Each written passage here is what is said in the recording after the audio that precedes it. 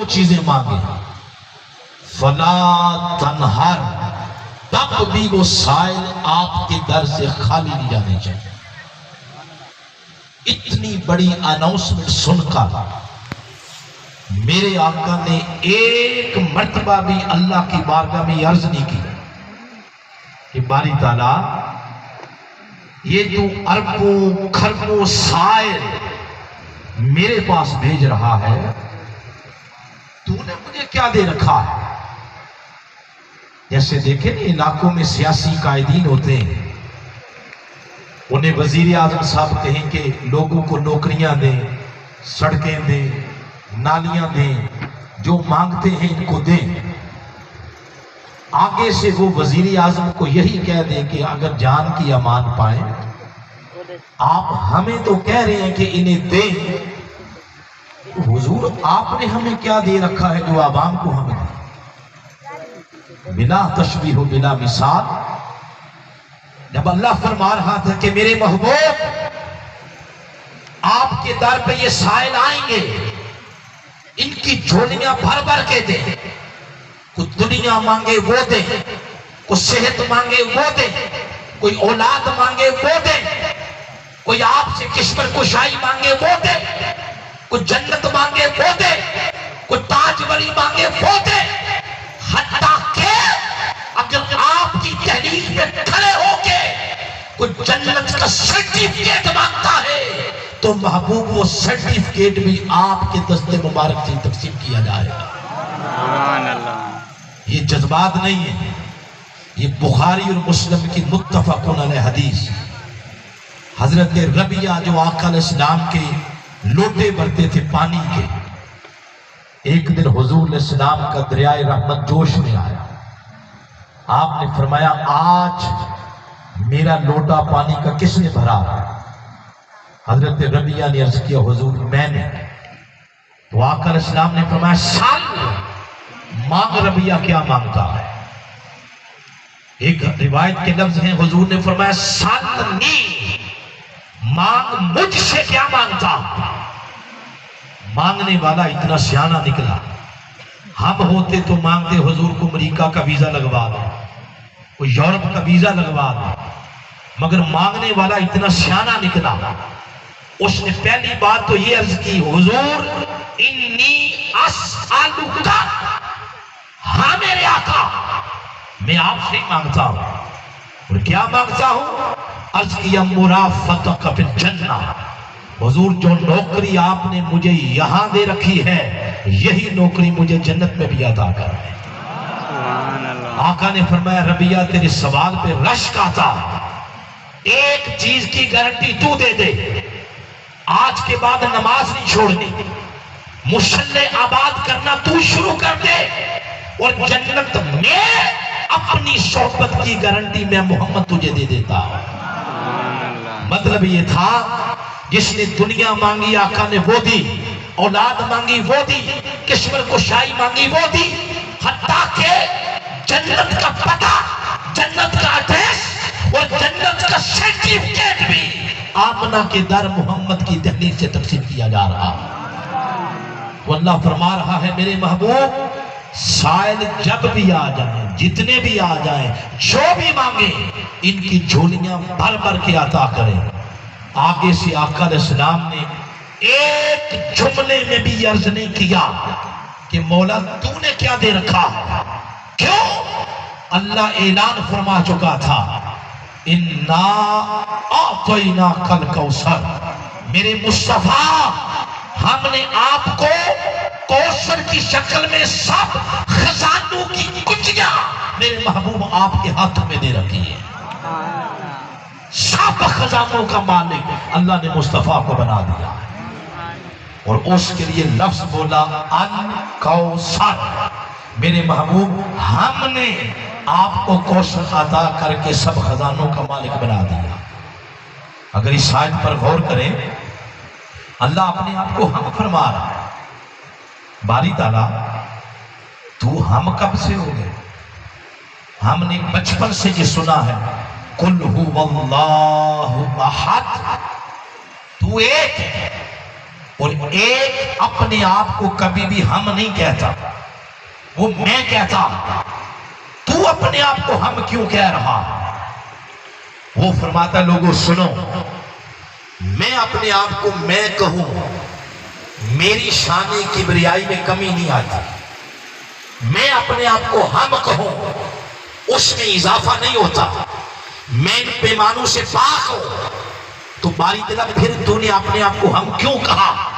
وہ فرماتا اس لیے ذکر مصطفیٰ کا ہے، مصطفیٰ کے ذکر کے اندر لفظ میں وہ لطف نہیں دیتا جو لفظ ہم لطف دیتا ہے۔ یہ ذکر مصطفیٰ کا ہے، اس لیے اب قیامت تک لوگ بیٹھیں گے اور کوئی کہے گا اللہ نے مصطفیٰ کو یہ دیا، یہ نہیں دیا، علم دیا، حسن نہیں دیا، حسن دیا، عمل نہیں دیا، شفاعت نہیں دی۔ لوگ بحث کریں گے۔ میں ان کی خاطر کہہ رہا ہوں، میں نے کیا کیا دیا یہ بعد میں دیکھنا، پہلے صرف یہ دیکھو کہ مصطفیٰ کو عطا کرنے والا کون ہے۔ مصطفیٰ کو عطا کرنے والے ہم، حسن دینے والے ہم، علم دینے والے ہم، اخلاق دینے والے ہم، ختم نبوت کا تاج سجانے والے ہم، کمالات دینے والے ہم، شان دینے والے ہم، معجزات عطا کرنے والے ہم، عظمتیں دینے والے ہم، علم دینے والے ہم۔ جب سب کچھ عطا ہم نے کیا تو کیا کیا دیا یہ بعد میں دیکھنا، پہلے صرف یہ دیکھو کہ مصطفیٰ کے ساتھ کھڑے ہیں ہم، لفظ ہم بول کے اس نے قیامت تک سب سوالوں کا اور اعتراض کرنے والوں کا منہ بند کر دیا ہے کہ جب عطا کرنے والے ہم ہیں تو پھر اندازہ کرو کہ مصطفیٰ کو نوازنے میں کوئی کسر باقی چھوڑی ہو۔ اِنَّا آتَيْنَاكَ الْكَوْثَرَ، اللہ نے اپنے محبوب کو کوثر عطا فرمایا۔ کوثر کیا؟ امام راغب اصفہانی ایک لغت کے بڑے امام گزرے، انہوں نے المفردات کے اندر اس کے ایک معنی کیا ہے۔ یہ معنی اگر آپ کو سمجھ آ گیا، میرا کلیم، میرا دعویٰ اگلے میلاد تک آپ کی عشق رسول کی لذت ختم نہیں ہوگی۔ بڑی توجہ کے ساتھ یہ سننا، لغت میں کوثر کا ایک معنی بیان کیا گیا ہے، الکوثر کثیر کل شیء، کوثر کہتے ہیں ہر شے کی کثرت، ایک شے کی نہیں، ہر شے کی کثرت، اس کو کوثر کہتے ہیں۔ مثلا اگر حضور کے پاس علم کی کثرت، وجہ یہ ہے کہ اللہ نے کوثر عطا کر رکھی۔ اگر حضور کے حسن کی کثرت، وجہ یہ ہے کہ اللہ نے کوثر عطا کر رکھی۔ اگر حضور کی عمل کی کثرت، وجہ یہ ہے کہ اللہ نے کوثر عطا کر رکھی۔ اگر حضور کی نبوت عالمگیر، وجہ یہ ہے کہ اللہ نے مصطفیٰ کو کوثر عطا کر رکھی ہے۔ لیکن اگر آپ قرآن پڑھتے ہیں، ویسے تو قرآن پڑھنے کا ذوق ہی ختم ہو چکا ہے، لیکن اللہ اگر یہ ذوق عطا کرے، کبھی گھر جا کے اس آیت کو پڑھنا۔ اللہ نے یوں نہیں فرمایا اِنَّا آتَيْنَاكَ کوثر العلم، نہیں فرمایا اِنَّا آتَيْنَاكَ کوثر الحسن، نہیں فرمایا اِنَّا آتَيْنَاكَ کوثر النبوہ، نہیں فرمایا اِنَّا آتَيْنَاكَ کوثر الاخلاق، نہیں فرمایا اِنَّا آتَيْنَاكَ کوثر الکمالات، نہیں فرمایا۔ اگر اللہ فرما دیتا کہ محبوب ہم نے آپ کو علم کی کثرت عطا فرمائی، تو پھر پڑھنے والا یہ سمجھتا کہ اللہ نے صرف مصطفیٰ کو علم ہی زیادہ عطا فرمایا ہے، باقی اور کوئی چیز زیادہ عطا نہیں فرمائی۔ اللہ نے ایک لفظ کا اضافہ نہیں کیا، مطلق فرما دیا کوثر۔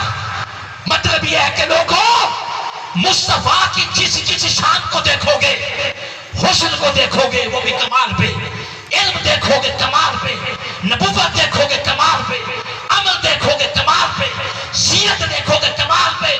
مصطفیٰ کو جو شان، جو عظمت عطا کی ہے، مصطفیٰ کو ہر عظمت میں نے درجہ کوثر پہ عطا کی ہے. اس نے مصطفیٰ کو ہر نعمت اور ہر چیز جو عطا کی وہ کوثر کے درجے پہ عطا کی ہے. اور لفظ کوثر یہ کتنا بڑا درجہ، وہ جو میں نے بات کہی تھی کہ اگلے میلاد تک آپ کی لذت ختم نہیں ہوگی عشق رسول کی، وہ بات اب آ رہی ہے. یاد رکھیں کوثر یہ انتہا ہے، انتہا. مثلا آپ نے کسی بلڈنگ کی چھت پہ جانا، 15-20 سیڑھیاں ہوں گی، تو ڈائریکٹ کوئی آخری سیڑھی پہ پاؤں رکھنا چاہے وہ گر جائے گا، نقصان کر بیٹھے گا آپ. اس کے لیے کیا ہے؟ انتہا پہ جانے کے لیے پہلے ابتدا سے سفر شروع کر. تو کوثر انتہا ہے. کوثر تب سمجھ آتی ہے جب پہلے ابتدا سمجھ آئے. تو کوثر تو انتہا ہے. لفظ کوثر بولتا ہے اے مجھے سمجھنے والوں، مجھ سے نیچے دیکھو. مجھ سے نیچے بھی ایک سیڑھی ہے، ایک میرا چھوٹا بھائی ہے، پہلے اس کو سمجھ لو. جب کوثر سے نیچے نظر پڑی تو ایک لفظ تھا کسار. بولیے کیا لفظ ہے؟ بولیے نا، کسار. اب کسار کو سمجھنے لگے یہ کیا؟ لفظ کسار بولا، اے بندے میں تجھے اس وقت تک سمجھ نہیں آؤں گا جب مجھ سے نیچے والا لفظ نہیں سمجھو. پہلے اس کو تو سمجھ لو. جب کسار سے نیچے نظر پڑی تو نیچے لفظ تھا اکثر. اب اس کو سمجھنے لگے. اکثر نے کہا کہ میں اس وقت تک سمجھ نہیں آؤں گا جب مجھ سے نیچے والے لفظ کو نہیں سمجھو. نیچے نظر پڑی تو نیچے لفظ تھا کثیر. اب یہ 4 سیڑھیاں بن گئی، کثیر، اکثر، کسار اور کوثر. کثیر کا معنی ہے زیادہ، اکثر کا معنی بہت زیادہ، کسار کا معنی ہے بہت ہی زیادہ، اور کوثر کا معنی ہے اتنا زیادہ کہ جہاں جا کے گنتی ختم ہو جائے.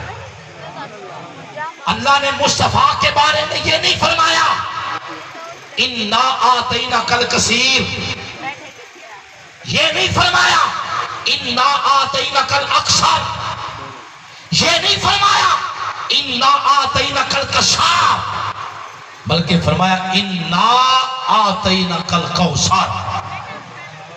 اگر کوثر کو سمجھنا ہے تو پہلے کسار کو سمجھو، کسار کو سمجھنا ہے تو پہلے اکثر کو سمجھو. اگر اکثر کو سمجھنا ہے تو پہلے یہ تو سمجھ لو کہ اللہ کا کثیر کیا ہے، اللہ کا زیادہ کیا ہے. جب اللہ کا زیادہ سمجھنے لگے تو قرآن نے کہا نادان بندے تو یہ سمجھنا چاہتا ہے کہ اللہ کا کثیر کیا ہے، تو پہلے اللہ کا قلیل تو سمجھ لے. اللہ کا قلیل کیا ہے، اللہ کا تھوڑا کیا ہے. پہلے اللہ کا تھوڑا سمجھو، پھر اللہ کا کثیر سمجھ آئے. جب اللہ کے تھوڑے کو سمجھنے لگے اس نے فرمایا پھر وہ بھی لے آؤ جو آدم کو دیا تھا، وہ بھی میرا قلیل ہے. جو نوح کو دیا وہ بھی لے آؤ، وہ بھی میرا قلیل. ابراہیم کو جو دیا وہ بھی لے آؤ، وہ بھی میرا قلیل. جو اسماعیل کو دیا وہ بھی لے آؤ، وہ بھی میرا قلیل. اسماعیل، اسحاق، یعقوب و یوسف، عیسیٰ و موسیٰ، زکریا، یحییٰ، الیاس، صالح، ہود، 1.25 لاکھ نبیوں کو جو میں نے دیا وہ لے آؤ، وہ میرا تھوڑا، میرا قلیل ہے. پھر جنت لے آؤ، جنت اعلیٰ لے آؤ، جنت فردوس لے آؤ، جنت نعیم لے آؤ، یہ بھی میرا تھوڑا ہے. پھر لے آؤ عالم ملکوت، عالم ناسوت، عالم ہاہوت، وہ بھی لے آؤ، یہ میرا قلیل ہے، یہ میرا تھوڑا، وہ بھی لے آؤ. پھر جو میں نے پچھلوں کو دیا وہ بھی لے آؤ، جو اگلوں کو دوں گا وہ بھی لے آؤ، یہ بھی میرا قلیل. جو زمین کے نیچے ہے وہ بھی لے آؤ، جو زمین کے اوپر ہے وہ بھی لے آؤ، جو پہاڑوں کے اوپر، جو پہاڑوں کے اندر ہے یہ بھی لے آؤ، یہ بھی میرا کلیم۔ چاند لے آؤ، سورج لے آؤ، مریخ، مشتری، نیپچون، زحل، عطارد، سیارے لے آؤ، ستارے لے آؤ۔ جب سب کچھ جمع ہو گیا اس نے فرمایا یہ میرا کلیل ہے، اس کو بیٹھ کے گنو۔ جب گننے لگے اس نے فرمایا قبروں سے اٹھا کے لے آؤ ابن سینا کو، فارابی کو، افلاطون کو، ارسطو کو، کیلکولیٹر، کمپیوٹر لے آؤ اور بیٹھ کے میرے کلیل کو گنو۔ جب اللہ کے کلیل کو گننے لگے، تھوڑے کو گننے لگے، تو قرآن کی آیت مخاطب ہوئی۔ اس نے کہا نادان، تو آج اللہ کے تھوڑے کو گن رہا ہے۔ سن وَإِن تَعُدُّوا نِعْمَتَ اللَّهِ لَا تُحْصُوهَا، ساری زندگی گنتے رہو گے تم اللہ کے تھوڑے کو شمار نہیں کر سکتے۔ اللہ کا تھوڑا تمہاری سوچوں سے ماوراء ہے تو تمہیں اللہ کا زیادہ کیسے سمجھ آئے گا؟ جب اللہ کا زیادہ تمہاری گنتی سے باہر، تمہیں اللہ کا اکثر کیسے سمجھ آئے گا؟ جب اللہ کا اکثر تمہارے وہم و گمان سے باہر، تمہیں اللہ کا قصار کیسے سمجھ آئے گا؟ اگر اللہ کا قصار تمہاری گنتی سے باہر، تمہارے تصور سے باہر، تمہارے تخیل سے باہر، تمہارے شمار سے باہر، تو تمہیں مصطفیٰ کا کوثر کیسے سمجھ آئے گا؟ اللہ نے اپنے مصطفیٰ کو کوثر عطا فرمائی۔ ایک لمحہ ذرا جا کر جو ایسے لیٹے ہیں بندے ان کو بھی اٹھا دیں۔ 4:17 پہ آقا کا میلاد کی گھڑی آنے والی، اس کی تیاری کریں درود پاک پڑھ کے۔ جو سوئے ہوئے